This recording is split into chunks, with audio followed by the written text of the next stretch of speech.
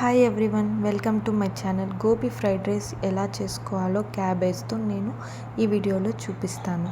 ముందుగా బాస్మతి రైస్ని పక్కన ఉడికించుకొని పెట్టుకోవాలి. చూడండి, ఇలా పొడి పొడిగా ఉండాలి రైస్.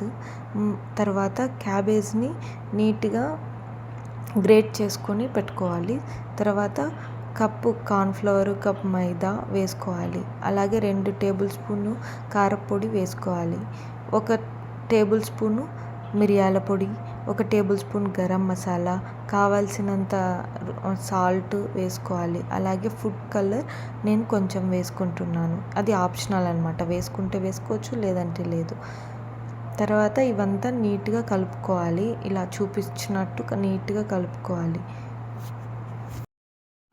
గ్రేట్ చేసుకుంటే ఇలా వాటర్ కూడా వస్తాయన్నమాట నీట్గా. చూడండి, ఇలా మనం ముద్దలు చేసేటప్పుడు ఇలా నీట్గా వాటర్ పొంగుతుంది కాబట్టి మనం ఈజీగా వేసేసుకోవచ్చు.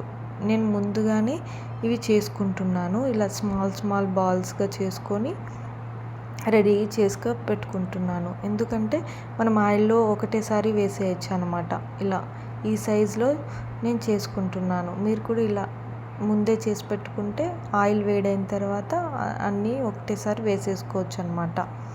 ఆయిల్ వేడైంది. ఇప్పుడు నేను అన్నీ వేసేస్తున్నాను. చూడండి, మనకి వేసుకోవడానికి ఈజీగా ఉంటాయి. అన్నీ ఒకటే సైజులో వస్తాయన్నమాట. అప్పుడప్పుడు మనం తిప్పుతూ ఉండాలి, ఎందుకంటే ఎక్కువ డ్రై అయిపోతాయి. అలా అవ్వకుండా చెక్ చేసుకుంటూ ఫ్రై అవ్వనివ్వాలి. ఫ్రై అయిపోయినవి పక్కకు తీసేసుకోవాలి. ఇలా నీట్గా ఎక్కువ ఫ్రై అవ్వనివ్వకుండా అలా నేను చూపించినట్టు ముందుగానే తీసేయాలి. ఇవంతా తీసిన తర్వాత ఇంకొక పక్కన ప్యాన్ పెట్టి ఆయిల్ వేసి సన్నగా తరిగి పెట్టుకున్న తెల్లగడ్డల్ని, సన్నగా తరిగి పెట్టుకున్న పచ్చిమిర్చిని వేసుకోవాలి. అలాగే సన్నగా తరిగి పెట్టుకున్న ఉల్లిపాయ ముక్కల్ని వేసుకొని నీట్గా ఫ్రై చేయాలి. ఫ్రై చేసిన తర్వాత తగినంత ఉప్పు అన్నీ వేసుకోవాలి.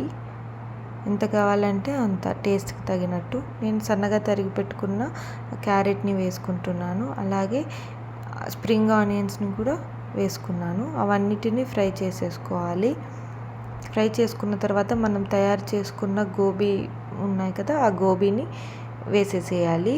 వేసి ఊరికే ఒక 2 నిమిషాలు అట్లా ఫ్రై చేసి తయారు చేసి పెట్టుకున్న రైస్ని మొత్తం ఇందులో మిక్స్ చేసేసి ఇవన్నీ ఏవైతే సాసులు వేస్తామంటే ఆ సాసులన్నీ వేసుకోవాలి. Chilli sauce, soya sauce, tomato ketchup అన్నీ వేసుకొని కలుపుకోవాలి. తగినంత కారం, తగినంత మిరియాల పొడి ఇవన్నీ వేసుకోవాలి. కెచప్ 1.5 స్పూన్ వేసుకుంటున్నాను. అలాగే కొత్తిమీర, అలాగే సన్నగా తరిగి పెట్టుకున్న స్ప్రింగ్ ఆనియన్స్ని వేసుకొని స్లోగా మిక్స్ చేసుకోవాలి. ఇలా నేను చూపించినట్లు నీట్గా మిక్స్ చేసేసుకుంటే మనకి గోబీ తయారైపోతుంది. గోబీ ఫ్రైడ్ రైస్, స్ట్రీట్ స్టైల్లో చేసే గోబీ ఫ్రైడ్ రైస్ ఇంట్లోనే ఎంత ఈజీగా చేసుకోవచ్చు నేను చూపించాను కదా. మీరు కూడా ట్రై చేసుకొని ఒకసారి నాకు కమెంట్ బాక్స్లో చెప్పండి ఎలా వచ్చిందో. Thank you for watching my video. Please like, share, subscribe to my channel. Please support my channel. Thank you.